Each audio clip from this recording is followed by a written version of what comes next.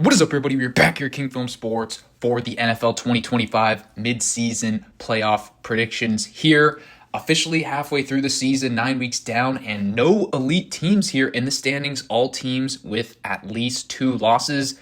And a lot of the stalwarts, the favorites coming into the season, are actually not atop these conferences or their divisions. So both playoff pictures in flux, and many teams in the hunt here for their divisions or potential wild card spots. So we will get into it all, delving into all of these teams' schedules and doing some analysis from there, and then predicting how it will all play out over the final 9 weeks of the regular season here. Also did a college football playoff rankings and analysis video there, in addition to the weekly predictions for college football and NFL this week. So be sure to like and subscribe, join the Betting Picks Discord as well, link in the description. There, we will start off with the AFC playoff picture here, and you can see on the screen, although the Colts do lose this week, they retain the top seed there, 7-2, but they are tied now with Denver and New England. Then you have the Steelers getting that big win at home against the Colts, 5-3, with the 2-game lead in their division, but Ravens coming in strong as well with Lamar coming back. Then Buffalo at 6-2 gets that huge win against the Chiefs, but even they are behind the Patriots. Also did lose that game on Sunday Night Football earlier to New England. And then you have the Chargers at 6-3. Joe Alt goes down. That's very tough because they're already without star tackle Rashawn Slater. Then the Jags, this is actually wrong. They did win that game against the Raiders, so they're actually 5-3, but still occupy this 7th seed position. And then the Chiefs on the outside looking into the playoffs right now at 5-4. Obviously, this team has gone to the Super Bowl for the past 4 years out of the AFC, and they've been in the AFC Championship game, I think, 6 or 7 years in a row. But right now, on the outside looking in, as I mentioned. And then the Texans, they've been in the divisional round of the AFC playoffs the last 2 years, sitting at 3-5 now, potentially without CJ Stroud after that concussion. And then Baltimore with the 1-5 start. Can they get back into it with some of those defensive injuries? And with Lamar Jackson coming back, they do have the easy schedule. So now let's get into it here with my predictions. And I'm going to take the Bills to get 13-4 with the number 1 seed here. They have a very easy schedule, as you guys can see on your screen. And it's really going to come down to that December 14th matchup at New England. There, you see before that, I think they have a pretty easy game against Miami. Tampa Bay at home, they'll be favored. They'll be favored at Houston. They'll be favored in Pittsburgh. They'll be favored against the Bengals at home. They should be favored in that game at New England, but if they lose that one, that moves you a game out and gives the full tiebreaker to the Patriots. So Patriots, in that case, would probably jump up to the number 1 seed for the playoffs. That would be really interesting. And then that Week 17 game at home against the Eagles will also be challenging. I'm projecting 2 losses here for the Bills over their final 9 games, but I do think they win that game at New England and get the top seed here in the AFC. In the 2 seed, I've got the Colts here. I don't think they're world beaters. I do not think that Daniel Jones is all of a sudden an MVP type candidate, as you saw last week in Pittsburgh, but we can't fully sell off on this team. They still have a relatively easy schedule. They still will win this division, but I do see 3 losses. You see they play the Falcons in Germany this week. Not an easy dynamic there. Then off of the bye at Kansas City. And then a slew of division games. They still, although they did sweep the Titans, beat them by a combined 60 points, they still have to play the Texans twice. Those aren't going to be easy. That Texans defense is one of the best in the league. And then you have the Jags twice. I do think they are better than Jacksonville, and that will probably decide the division. But they haven't won in Jacksonville, oddly, in 10 years. So not the easiest spot there, but I do think that they are the best team in the division. And then you do go to Seattle and then play the Niners as well. Those aren't the easiest games. So I see them losing 3 of those final games. So they get bumped down to the 2 seed at 12-5 there, but I think they would still take that.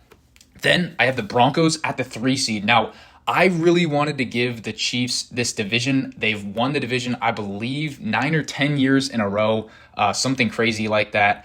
And currently they are tied in the odds with the Broncos. And then you also have the Chargers there at 6-3. They're in it. And the Chargers have the 3-0 divisional record, beating all 3 other teams in the division throughout their first games.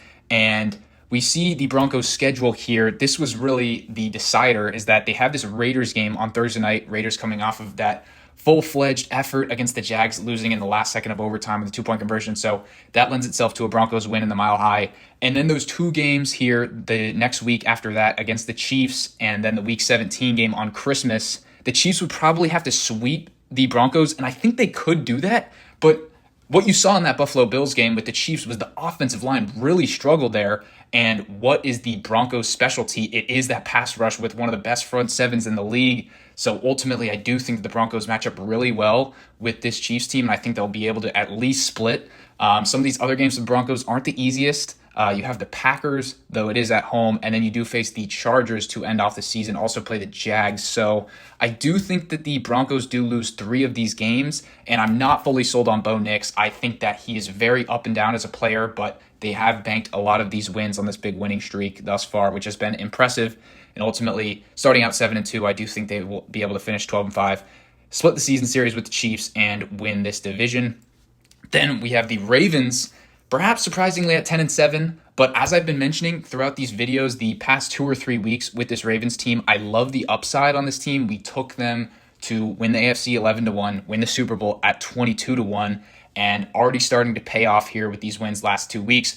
And really what has sold me is this schedule. Now, the Vikings did get a huge win this past week, so that's not as easy as it once looked with J.J. McCarthy, but I do still think they are favored in that matchup and should win.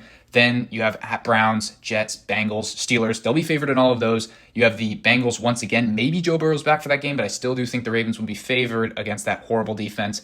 You have the Patriots at home, then at Packers, then at Steelers. So those last 3 games are pretty tough, but ultimately it's going to come down to the December 7th and the January 4th matchups against the Steelers. Assuming the Ravens sweep that season series, get the tiebreaker, do think that they will be able to win this division.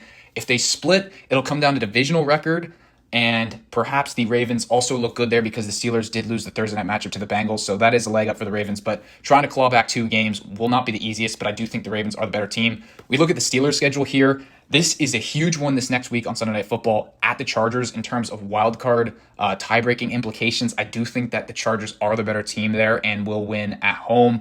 And the Steelers' schedule is just much harder than the Ravens. You go to the Bears, you play the Bills at home, you have to go to the Lions. And so I ultimately think that the Steelers team is just not as good as the Ravens. So I'll give the Ravens the division there. Then we get to the wild card teams. I just have the Patriots losing out the division, so have them finishing in the 5 seed at 12-5 there. This schedule is really easy, and it's already been easy up to this point. And so I do think that this is a tough game, one of their tougher games, heading to Tampa, the Bucs team coming off of the bye. You also go to the Ravens, as I mentioned before, and then that big Bills game, which I have them losing. So have them losing 3 of these final games. I don't think that this Patriots team is elite at this point. I do think that that roster as a whole, specifically the defense, and perhaps you get a couple stinkers from Drake May, or perhaps he stays at this MVP level. If you like this Patriots team to win that big game against the Bills and a couple of others, then definitely consider a Patriots 1 seed bet, maybe a Super Bowl bet, or a Drake May MVP ticket. But ultimately, I will take the Bills to win this division for the 6th straight year. Patriots fans would be very happy with 12 wins, though, I think. And then you have the Chiefs at 11-6 here. You see their schedule. It's not the easiest going forward, and you already have the 4 losses. I only have them taking 2 more losses, which I think it would be pretty good for them at this point. You have that tough game coming off the bye in the Mile High. You have the Colts. That's not easy. Going to the Cowboys on the short week on Thanksgiving. They'll be favored in that matchup, but that Cowboys offense is great. Texans and that great defense. Chargers. Then you have at the Titans, should be easy. Then the Broncos, and then at the Raiders. So feel like giving them 6-2 is being pretty nice here going forward, actually, but comes down to those big games against the Broncos, of course, and then the one against the Chargers will be important as well. And then for the 7th seed, I am giving the Chargers this spot. The other teams that you could potentially be looking at is the Steelers, but as I mentioned, I think the Steelers' schedule is very hard going forward, and I have the Chargers winning this week in SoFi Stadium against that Steelers team, so that gives them the tiebreaker there. Also, potentially the Jags sitting at 5-3, who are currently the 7th seed, but I'm just not sold on this Jags team. I do not think that Trevor Lawrence is elite, and they're dealing with actually a lot of injuries, and they've gotten a lot of luck from those turnovers so far this season. Their schedule is actually decently easy over the back half, but I just do not think that they're an elite team. Those couple games against the Colts will loom large, and ultimately I just think that the Chargers are the better team at this point in spite of the offensive line injuries, so we'll take the Chargers to finish at the 7th seed there. Let me know what you guys think of my FC playoff predictions in the comments. Now we get to the NFC, and likewise, we have a massive stack up atop the conference here with a couple huge losses for these teams this past week, namely the Packers losing to the Panthers and the Lions losing to the Vikings. So seemingly all open here. The Eagles occupy the number 1 spot, the Bucs at 6-2 as well, and then the Seahawks at 6-2 leading their division, the Packers at 5-2-1, and then you have the wild card Rams at 6-2, Niners at 6-3. Lions 5-3. And then how about these other teams who are currently out of it right now? The Bears with Caleb Williams playing great at 5-3. The Panthers somehow are 5-4 after that huge win against the Packers, so they're not out of it. They're only a game and a half out of their division against the Bucks. Then you have the Vikings. They have a very tough schedule, but perhaps they found something in J.J. McCarthy in the offense. And then I'm recording this before the Monday Night Football game where the Cowboys are favored against the Cardinals. Falcons have taken a few losses in a row at 3-5, but perhaps they could course correct here. So it's going to be very entertaining here as well in the NFC. For my number one seed prediction, I've been saying over the past 3 or 4 weeks on the channel here, take the Seahawks number one seed bet. I got it at 16-1. I was telling you guys just keep betting it because it was still 14-1 this past week as the Seahawks were coming off of that bye. I did think it was a bit of a tricky spot against Washington, so I didn't bet them on the spread, but they came to play there. Then you had the unfortunate Jaden Daniels injury, but that really didn't matter. This Seattle team is for real. And ultimately, I love the way that defense is playing. I think Sam Darnold is an elite regular season quarterback. I do not trust him in the playoffs, so I love the regular season upside on this team mostly here. And now the number is down to, I think, plus 500 or plus 700. I think there's still some narrow value there. But I do like the Seahawks team to potentially get the one seed. Now, you see with this schedule here, it is going to come down to some of these divisional games. Their 2 losses thus far have been in the last second. That Bucs game where Sam Darnold has the tipped interception, and then the Niners game to open the season where he had the fumble when they were threatening to win the game on a potential touchdown. So you've got the Cardinals this upcoming week at home. They already did beat Arizona on the Thursday night game. But then those 2 games the next week at the Rams, and then December 18th, the night game on Thursday night against the Rams. Those games will be massive. I think they probably split those games and then only lose one of these other games, perhaps at Atlanta or the Colts at home. I do think they'll probably get revenge against the Niners in that final week. That could be a division championship game, but we will see there. Ultimately, do think that the Seahawks team, very strong, very well coached at this point. Assuming that Sam Darnold doesn't crumble like he did at the end of last season, I do like the upside on the Seattle team. Then we've got the Eagles at 12-5 here. Do think that their schedule is a bit tough here over the back half. They will win this division just because it's so weak. But this is a huge game coming up this next week at the Packers. This is a good spot for the Packers, so I do have Green Bay winning that game. Then the next week, you have the Sunday Night Football matchup against the Lions, so it gets no easier. I think they probably end up splitting those games. But then the other games aren't the easiest. You go to a Dallas team that you barely beat in week 1.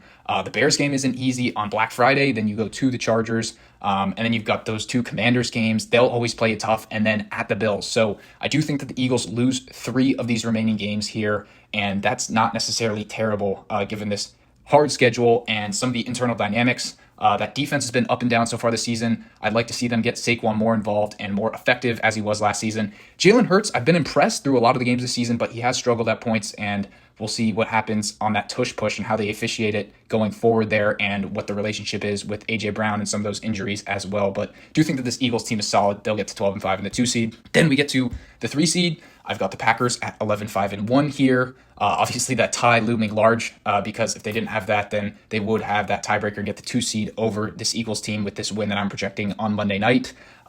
Tucker Kraft going down in that game was massive. That will be a big loss for the playoffs going forward because he is that number 1 target. But the defense is still elite here. Really like that. If Jordan Love can continue to play at a good level, he played terrible against the Carolina Panthers, but if he can play good, then I do think that there's a lot of upside with this Packers team. That Thursday game, Thanksgiving, November 27th, is huge for this division. If they win that game in Detroit against this Lions team, that'll be a season sweep on the regular season series, and they'll probably end up winning that division. If they don't, then it'll come down to a lot of these late games. You still do play the Vikings twice and the Bears twice, and then at Broncos against the Ravens at home. So it is a very tough schedule. I have them losing 3 of these remaining games, but I do think that they are good enough to win this division here because the other teams in the division have just as tough a schedule going down the stretch. So the NFC North will be a bloodbath in the final 2 months of the season. At the 4th seed, I've got this Bucs team at 11-6. And I ultimately think, though they are 6-2 right now, I see a lot of losses going forward. It's not a murderer's row, but I just do not think they're an elite team at this point with all of these injuries here, potential regression looming for that defense and for Baker Mayfield here just because he's out of a lot of his weapons. This Patriots game coming off the bye, I think that's a good spot for them. But then at Bills, at Rams, that's tough. The Cardinals are no slouch there. That's not an easy game. You do have 2 games against the Panthers. Those will probably decide the division.